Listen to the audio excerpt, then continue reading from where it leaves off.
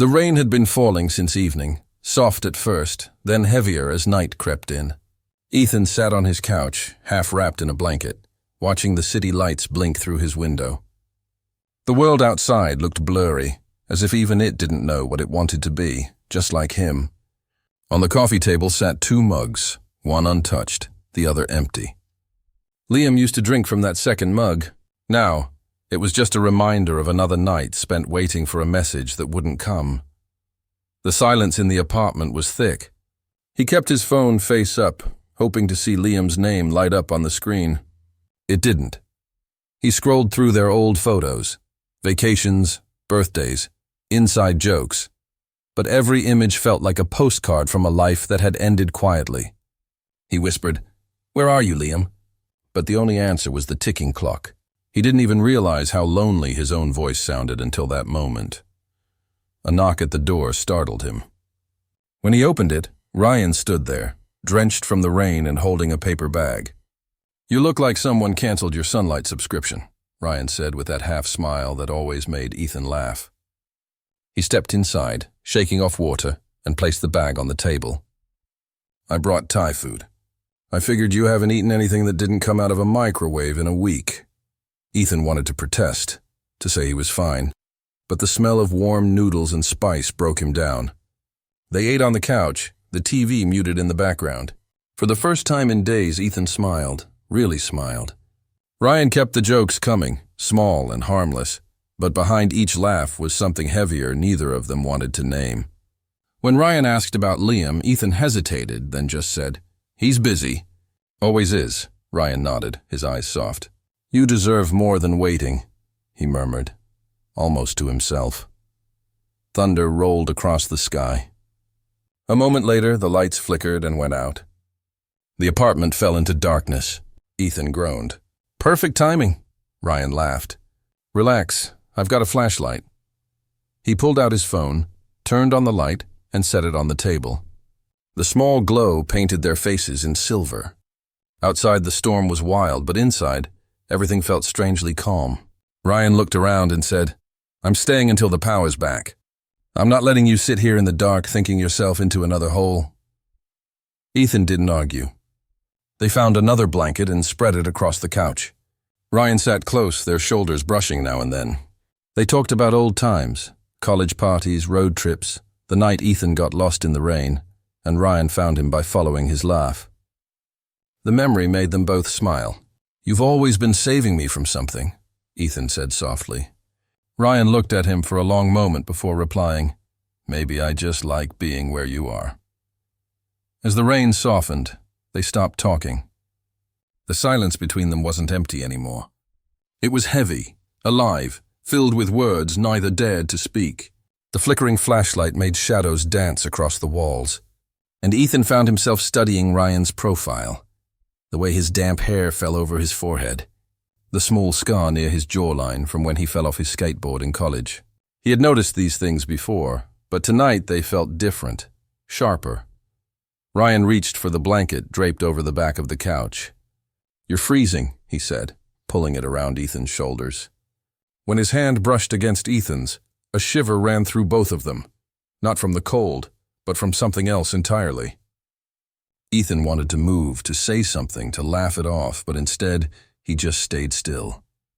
The room was quiet except for the rain tapping gently against the glass. Ryan leaned back, letting out a slow breath.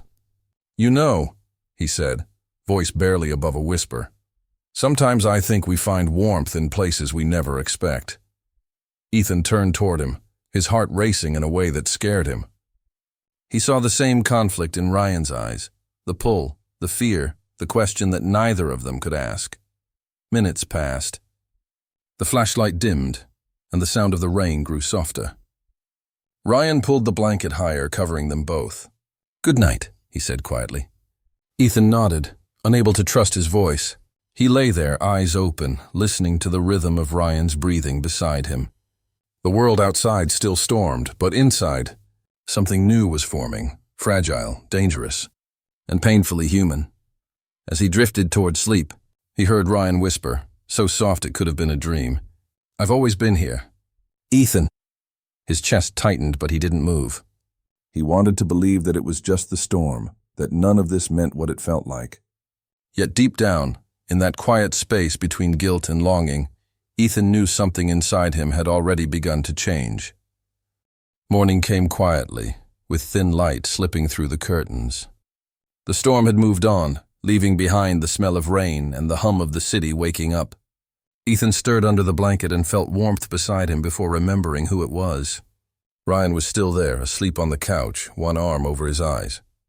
For a moment, Ethan watched him, his steady breathing, the calmness on his face, and felt a strange comfort that scared him a little. He sat up carefully, trying not to wake him, and made coffee.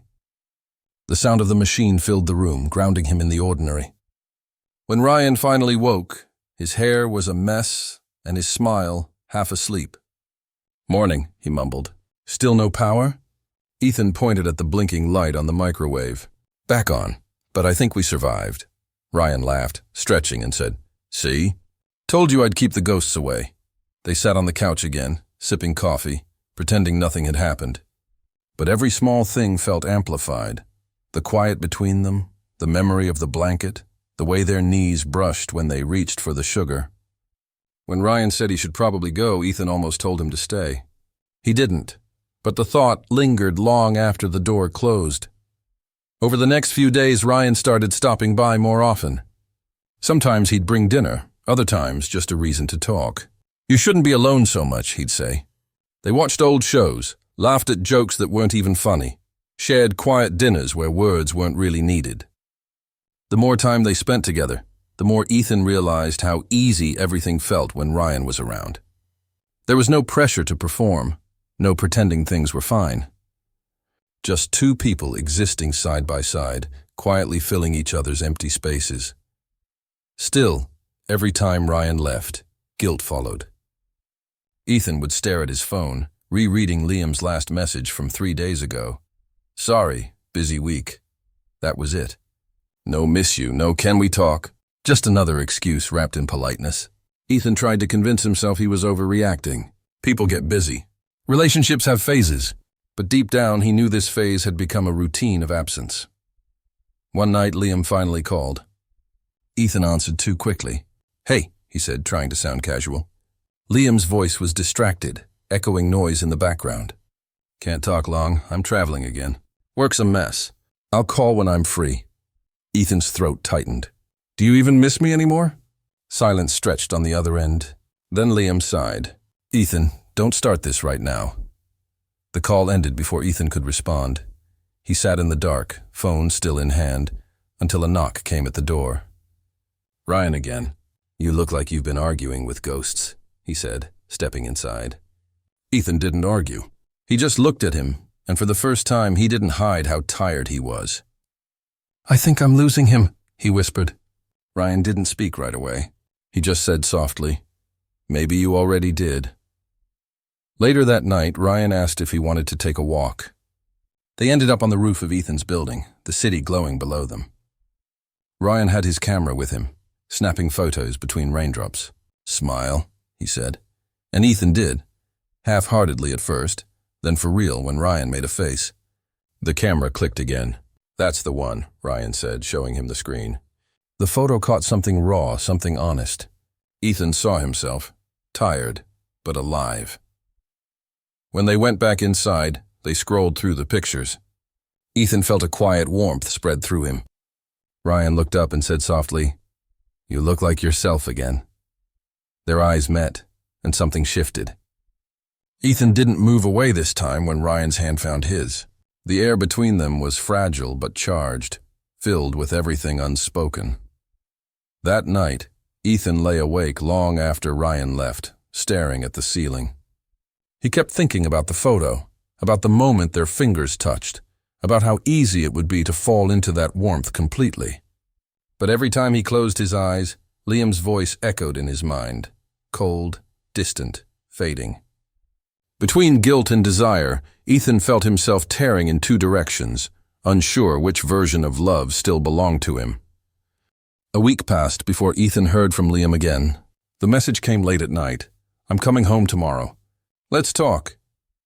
Ethan stared at the words for a long time, unsure how to feel. Relief? Fear? Maybe both. He hadn't seen Liam in weeks, yet now the thought of facing him made his chest tighten. Ryan had been quiet too, giving him space. Maybe he sensed what was coming. The next afternoon, Liam walked through the door like a stranger returning to a house he used to know. He looked tired but confident, the same easy charm that had once made Ethan fall for him. "You look good," Liam said, setting his keys down. "Sorry I've been so busy."